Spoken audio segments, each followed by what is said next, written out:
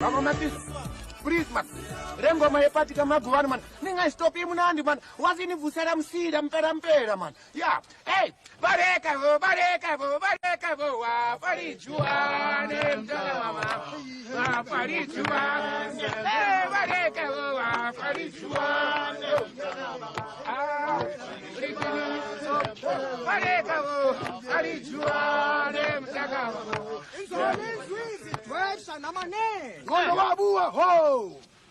siyanibulisa sidwesha egameni lenkosi zethu zashumi Ngalibisa sidwesha egameni. ya ngesixhosa sitolikwa madoda Sithotsa asinatoko. impamba nento nalo mfukeni ndibhekisa kuwe kanti sixhosa sitolikwa Ngibula wena umfuke hori. Sithotsa asinatoko.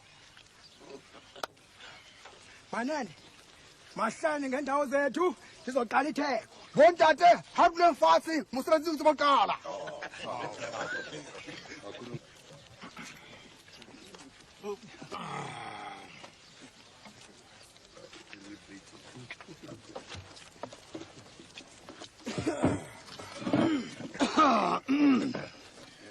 yabona mfukeni Wabona? Mufukeni. sukundiphambanisa uyandidika ngasiphithiphithi sakho usizinqinanqina ngathi inja igaqa uthi aphetshe umsilana sukubhoxa mfukeni Tilibona